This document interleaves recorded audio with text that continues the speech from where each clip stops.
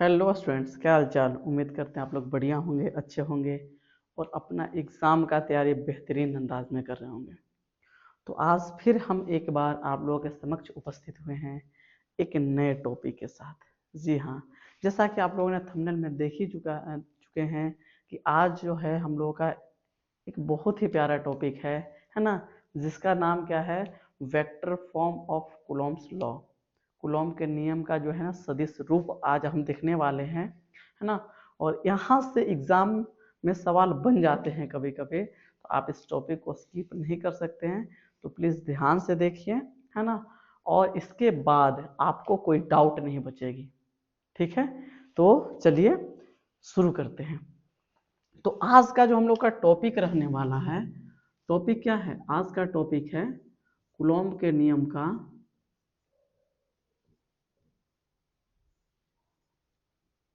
Coulomb के नियम का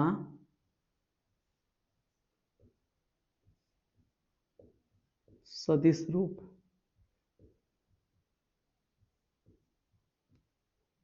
है ना। Vector form of Coulomb's law.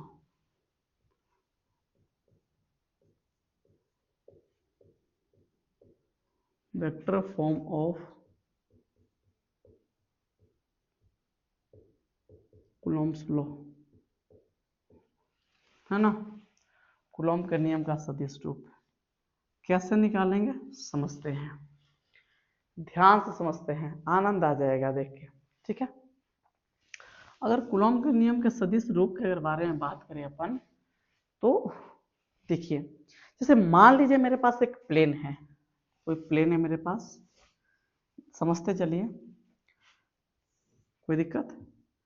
X axis है, वाई एक्सिस है, ठीक है। जेड भी बना सकते हैं आप चाहे तो, जेड भी बना ही लेते हैं जी, इसको क्या छोड़े, ये जेड एक्सिस है, ठीक है। और यहाँ पे एक चार्ज रखा गया है, लेट सपोज Q1। यहाँ पे चार्ज क्या है, Q1 प्लस Q1 मान लीजिए, पॉजिटिव चार्ज है। और इससे कुछ दूरी पर यहाँ पे चार्ज रखा गया प्लस का Q2, सही है। अब जाहिर सी बात है कि जब ये चार्ज इस पॉइंट पे कोई ना कोई पॉइंट पे होगा, दोनों चार्ज, एक है प्लस का Q1, इसको थोड़ा बड़ा कर लेते हैं, ये प्लस का Q1 अब आप लोगों को दिख रहा होगा, और ये प्लस का Q2। तो इन दोनों चार्ज का कुछ न कुछ पोजिशनल वेक्टर होगा, कुछ न कुछ पोजीशन तो है। तो मान लेते हैं कि इस आवेश का यहाँ से जो पोजिशनल वेक्टर है, इस चार्ज का यहाँ से जो पोजिशनल वेक्टर है, एक मिनट, थोड़ा सा प्लस Q1, ठीक है, अब सही है। तो मान लेते हैं कि इस आवेश का जो पोजिशनल वेक्टर इधर है, इसको मान लेते हैं वेक्टर R1, सही है। और इस चार्ज का जो पोजिशनल वेक्टर है ना, मतलब पोजिशनल वेक्टर स्थिति सदिश है, इसको मान लेते हैं कितना, R2, वेक्टर R2, सही है जी। अब एक बात बताइए, अगर दोनों पॉजिटिव चार्ज है तो दोनों एक दूसरे पर क्या लगा रहा होगा, फोर्स लगा रहा होगा, जाहिर सी बात है, फोर्स करने लगा था। ये बात आपको भली बात ही हम बताए हैं कि दोनों आवेशों को मिलाने वाली रेखा के दिशा में ही लगता है बल। तो मान लीजिए दोनों आवेशों को मिलाने वाली रेखा ई है, तो इसके दिशा में बल किधर लगेगा, तो क्या करेगा, ये भी पॉजिटिव ये भी पॉजिटिव, तो इसको रिपेल करेगा इधर, ठीक है। इसके वजह से जो फोर्स लगेगा इस पर, इधर लगेगा, क्या लगेगा, force on one due to two, दो के वजह से एक पर लगने वाला बल, ठीक है। इसके वजह से इस पर फोर्स नहीं लगेगा का, लगेगा, किधर लगेगा जी, इधर लगेगा, इसी के दिशा में लगेगा, इधर। थोड़ा सा तिरछा हो जाएगा, मैनेज करिएगा, हाँ सही है, तिरछा नहीं हुआ। तो इसके वजह से जो इधर फोर्स लगेगा, कितना लगेगा जी, आप लोग बताइए, प्लीज बताइए, कितना लगेगा, इसके वजह से इस पर फोर्स लगेगा कितना, force on two due to one, है ना। एक के कारण दो पर लगने वाला है, इस पर लग रहा है बल, सही है। अब ध्यान से समझिएगा यहाँ पे अगर हम इधर से इधर जा रहे हैं तो इनिशियल इनिशियल पोजीशन में, इनिशियल पोजीशन तो ये हो गया मेरा, और फाइनल पोजीशन ये हो गया। अगर हम Q1 से Q2 को जाएं तो इनिशियल हो गया Q1, इनिशियल पॉइंट यहाँ हो गया और फाइनल पॉइंट यहाँ हो गया। तो अगर इधर से इधर अगर हम वेक्टर की तलाश करें, मतलब एक ऐसा वेक्टर की तलाश करें जिसका डायरेक्शन इधर से इधर हो, Q1 से Q2 की तरफ हो, इधर से इधर डायरेक्शन वाला अगर हम एक वेक्टर खोजें, इधर से इधर डायरेक्शन वाला, है ना, तो इधर से इधर डायरेक्शन वाला वेक्टर क्या हो जाएगा, ये आपका इनिशियल पॉइंट, ये फाइनल पॉइंट, तो final point R2 vector R2 minus क्या हो जाएगा वेक्टर R1, ये ना हो जाएगा। इधर से इधर जाएंगे तो इधर से इधर जाने पर क्या हो जाएगा, पोजिशनल वेक्टर जो होगा वो कितना होगा, R2 माइनस R1 होगा कि नहीं, फाइनल पॉइंट का position vector minus initial point का पोजीशन वेक्टर। और इस चीज को आप अगर चाहें तो इस चीज को आप ऐसे भी लिख सकते हैं, वेक्टर R21, वेक्टर R21 भी आप इसको लिख सकते हैं इस चीज को, सही है।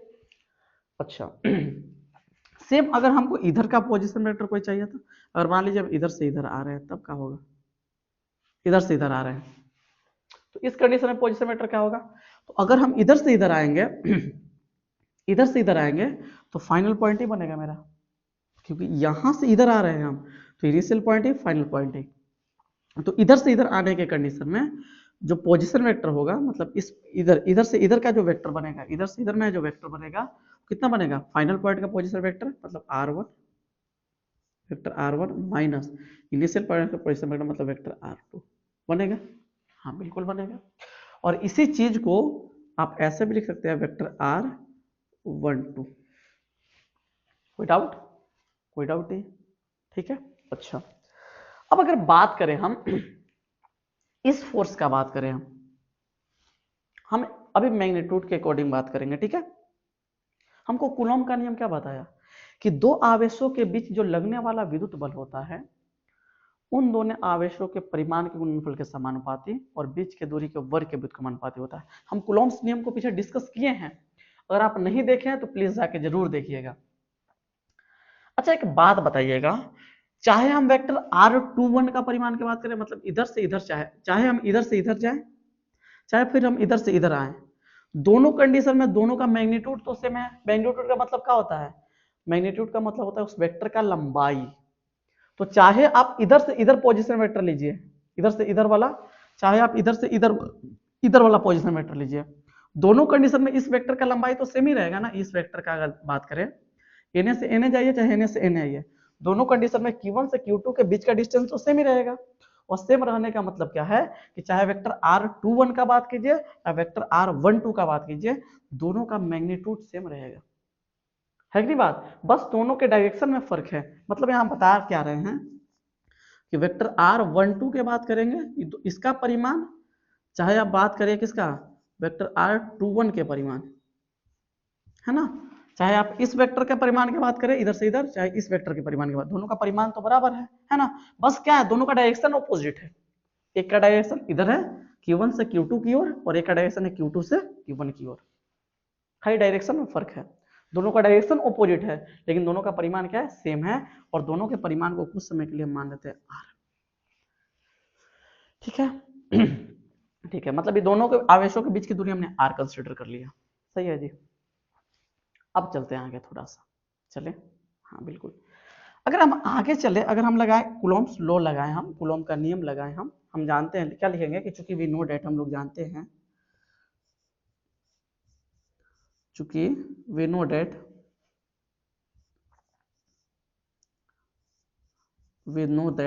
हम लोग जानते हैं, क्या जानते हैं, according to Coulomb's law, according to Coulomb's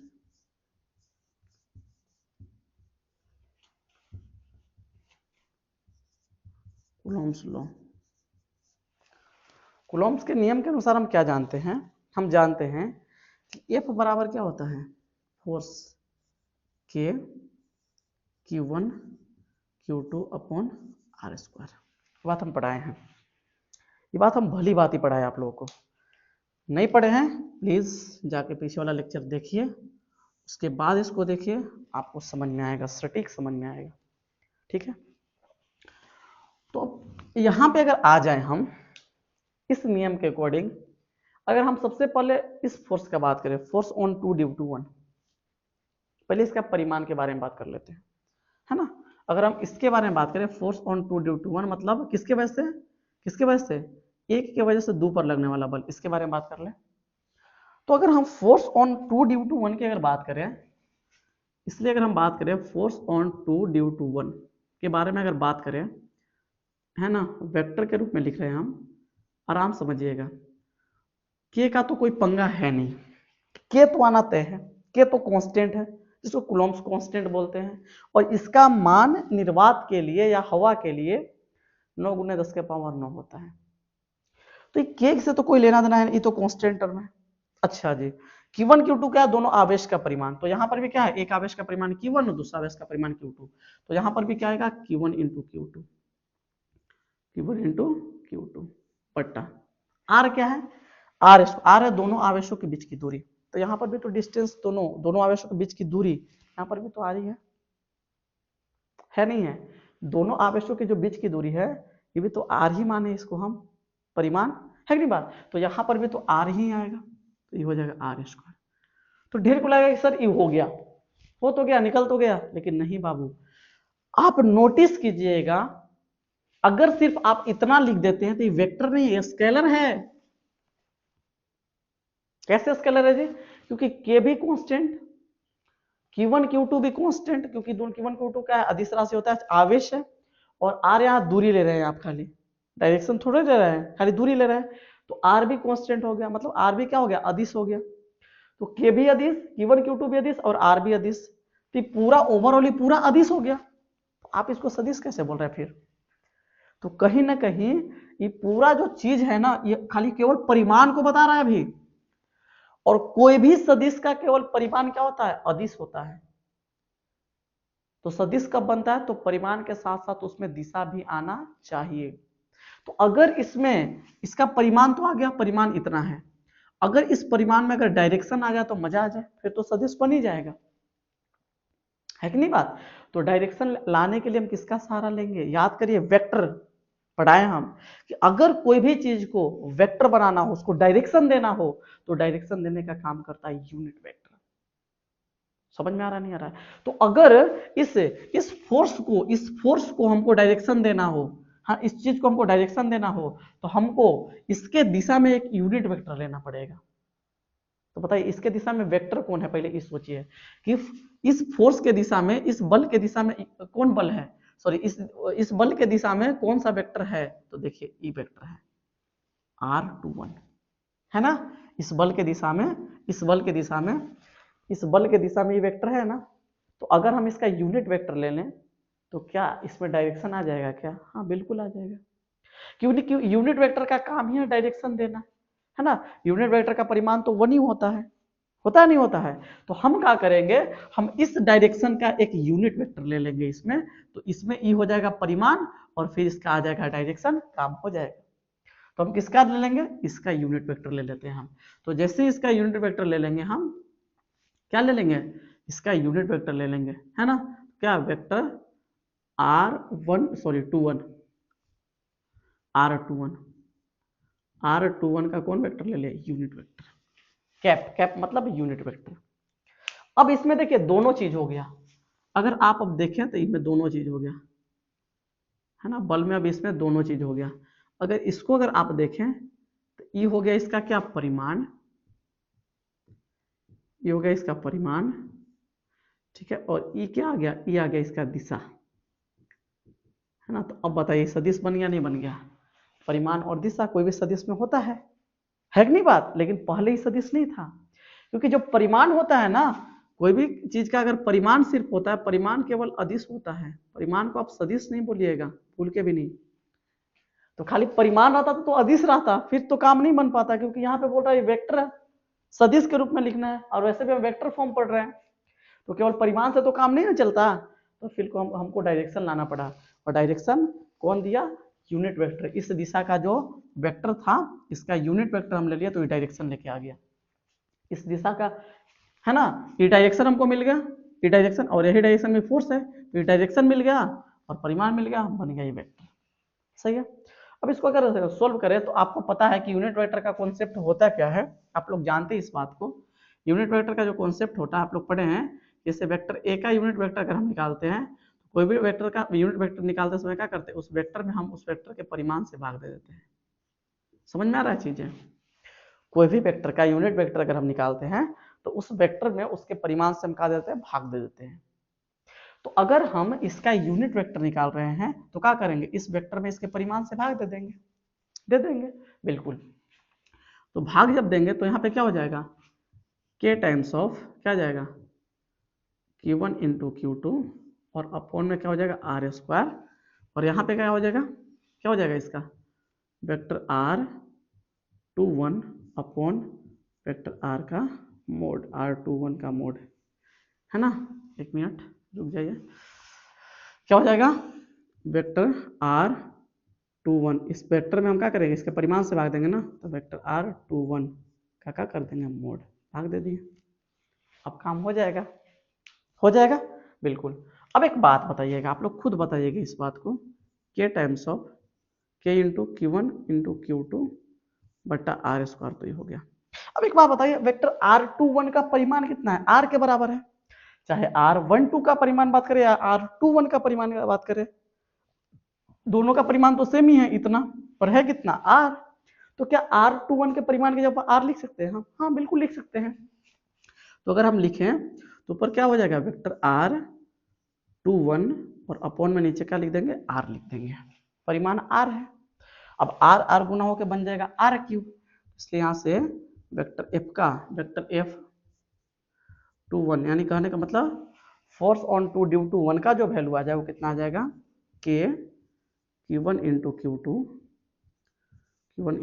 बट्टा r में r से गुना हो जाएगा तो ये हो जाएगा r क्यूब, r स्क्वायर में r से गुना होता है r क्यूब इंटू क्या हो जाएगा वेक्टर r कितना 21, ई है कूलॉम्स के नियम का सदिश रूप, वेक्टर फॉर्म, है ना। आप अगर चाहें तो यहाँ पे r के जगह पे आप r के जगह पे क्या वेक्टर r21 भी लिख सकते हैं, कहीं कहीं ये भी लिखा रहेगा, तो अगर आप यहाँ पे चाहें तो यहाँ पे ऐसे भी आप लिख सकते हैं, या फिर इस चीज को आप ऐसे भी लिख सकते हैं कि vector force on two due to 1 equal to क्या लिख सकते हैं, k टाइम्स ऑफ कितना Q1 इंटू Q2, है ना, और अपॉन में यहाँ पे क्या लिख सकते हैं, क्योंकि r जो है ना r21 के भी बराबर है कि नहीं बात, तो इसके जगह पे आप क्या लिख सकते हैं, वेक्टर r21 का मोड भी लिख सकते हैं r की जगह पे, तो यहाँ पे क्या लिख सकते हैं वेक्टर r कितना 21 का कोच मोड, और इसका क्या हो जाएगा क्यूब हो जाएगा, क्यूब है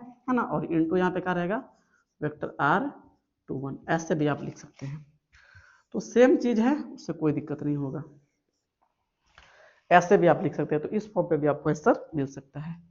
ठीक है जी, कोई दिक्कत है क्या, समझ में आ रहा होगा।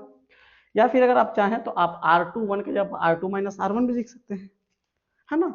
आप चाहें तो यहाँ पे r21 ना लिख करके r21 के जगह पे r2 माइनस r1 भी, या फिर आप ऐसे भी लिख सकते हैं, एक और लिख ही देते हैं, force on two due to 1 जो है ना, आप इसको ऐसे भी लिख सकते हैं k into Q1 into Q2 बटा r21 के जगह पर कितना लिख देगा, r21 के जगह पर क्या लिख देगा r2 माइनस r1, तो ये हो जाएगा r2 माइनस r1, इसका परिमाण का q, है कि नहीं बात, r21 के जगह पर क्या लिख देंगे r2 माइनस r1, इसके मोड का q, इंटू इसके जगह पर क्या लिख देंगे vector r2 minus vector r1, तो आप ऐसे भी लिख सकते हैं। ठीक है, तो आपको जो ठीक लगे आप लिख दीजिएगा, आपको नंबर मिल जाएगा, सही है। अच्छा, तो ये तो हो गया force on two due to 1। अब आप खुद सोचिए कि यहाँ पे force on two due to 1 अगर निकालें, 2 के कारण 1 पर लगने वाला बल, 2 के कारण 1 पर लगने वाला बल, तो क्या आया r21 आया, इधर आया ना r21 आया, यहाँ पर भी वही आया r21 है नहीं बात। तो यहाँ पे अगर 1 2 आएगा, यहाँ पे अगर 1 2 आएगा, फोर्स ऑन 1 ड्यू टू 2 आएगा, तो यहाँ पर भी क्या आएगा, इस डायरेक्शन का आएगा, इस डायरेक्शन का आएगा वेक्टर, और इस डायरेक्शन का वेक्टर है कौन r12, तो यहाँ पे क्या आ जाएगा खाली, यहाँ पे 21 के जगह पर 1 2 हो जाएगा। तो इसी प्रकार हम सेम प्रोसेस है, इसी प्रकार हम खाली लिख देते हैं, है ना। आप चाहें तो फिर से इसको ऐसे बना सकते हैं, लेकिन उसका कोई मतलब है नहीं। इसी प्रकार से अगर आप चाहें तो इसी प्रकार क्या क्या बताइए, इसी प्रकार क्या force on two due to 1 नहीं, force on one due to two, है ना, ई वाला force on one due to two, मतलब दो के कारण एक पर लगने वाला बल, तो क्या हो जाएगा बताइए, के रहेगा, तो के में कोई पंगा नहीं है, Q1 इंटू Q2 भी रहेगा, और अपॉन में क्या रहेगा, अपॉन में क्या रहेगा, आप चाहे तो आर क्यूब ले लीजिए, है कि नहीं बात, यहाँ पे आर क्यूब ले लीजिए, तो यहाँ पे आप चाहे तो आर क्यूब भी लिख सकते हैं, इनटू इस डायरेक्शन का वेक्टर आएगा, क्योंकि देखिए यहाँ पे आर क्यूब है तो इस डायरेक्शन का R21 है, यहाँ पे 21 है तो यहाँ पर भी 21 आया है, इस डायरेक्शन का वेक्टर आया, इस डायरेक्शन का फोर्स निकाले हैं तो इस डायरेक्शन का वेक्टर आया है, जब इस डायरेक्शन का फोर्स निकालेंगे तो इस डायरेक्शन का वेक्टर कौन आएगा, R12, तो यहाँ पे क्या आ जाएगा, क्या आ जाएगा, आप खुद बताइए, यहाँ पे आ जाएगा वेक्टर R12, है ना, एक तो ऐसा बन सकता है ना, अच्छा एक ऐसा भी तो बन सकता है कि बताइए, आप एक बात खुद सोचिए कि वेक्टर R12 का भी तो परिमाण R के बराबर है, वेक्टर R12 का जो परिमाण है वो R के बराबर है, तो यहाँ पे R के जगह पर वेक्टर R12 लिख सकते हैं, तो यहाँ से एक चीज तो ये भी बन सकता है कि force on one due to two जो हो जाएगा वो बराबर हो जाएगा K टाइम्स ऑफ कितना, Q1 इंटू Q2 बटा क्या हो जाएगा, वेक्टर R कितना 12 के मोड का क्यूब हो जाएगा, क्योंकि R के क्यूब है तो यहाँ पे क्यूब हो जाएगा, ठीक है ना, और क्या हो जाएगा इंटू वेक्टर R12, एक तरीका तो एक तो ये भी हो सकता है, ऐसा भी मिल सकता है आपको, है ना, या फिर है ना, ऐसा मिल सकता है ना, समझ में आया ना, या फिर आपको क्या मिलेगा, या फिर आपको क्या मिलेगा, आपको यहाँ पे R12 जो लिखा है, R12 जो लिखा है इसको क्या लिख सकते हैं, R1 माइनस R2 लिख सकते हैं, vector R1 minus vector R2, तो यहाँ पे वेक्टर R12 जो है ना इसको क्या लिखा है, vector R1 minus vector R2, तो यहाँ पे अगर उसका वैल्यू लिख देंगे तो force on one due to two जो आ जाएगा वो कितना आ जाएगा, क्या आ जाएगा K टाइम्स ऑफ कितना Q1 इंटू Q2 बट्टा कितना, यहाँ पे हो जाएगा vector R1 minus vector R2 के मोड का क्या हो जाएगा, क्यों हो जाएगा यहाँ पे, और इंटू यहाँ पे क्या आ जाएगा vector R1 minus vector R2, तो एक तरीका ये भी है लिखने का, तो जो आपको ठीक लगे प्लीज उसको आप लिख लीजिए, है ना, कुछ भी एग्जाम में आ सकता है, सब चीज बता दिए, पूरा चीज को एक्सप्लेन कर दिए, उम्मीद करते हैं आप लोगों को समझ में आ गया होगा, एक बार आप देख लीजिए, प्लीज देख लीजिए, ठीक है, हाँ सही है, पूरा चीज को हम एक्सप्लेन करिए वेक्टर फॉर्म को, हाँ अगर इसके बाद भी अगर कोई डाउट है आप लोगों को प्लीज कमेंट बॉक्स में जरूर बताइएगा, नेक्स्ट लेक्चर में नेक्स्ट वीडियो में हम आपके डाउट को क्लियर करेंगे, ठीक है, और अगर मेरे द्वारा पढ़ाया गया कंटेंट अगर आपको समझ में आ रहा है ना, आपका किसी प्रकार से हेल्प हो रहा है तो प्लीज वीडियो को लाइक कीजिए, चैनल को सब्सक्राइब कीजिए, और हाँ इस वीडियो को ज़्यादा से ज़्यादा शेयर जरूर कीजिएगा ताकि इस चैनल का सपोर्ट हो, है ना, क्योंकि अगर चैनल का सपोर्ट होगा तो आप लोग के लिए हम और बेहतरीन कंटेंट लेके आएंगे, है कि नहीं बात, तो फिर मिलते हैं अगले टॉपिक में, यानी अगले लेक्चर में, आज के लिए इतना ही, bye bye, take care, best of luck.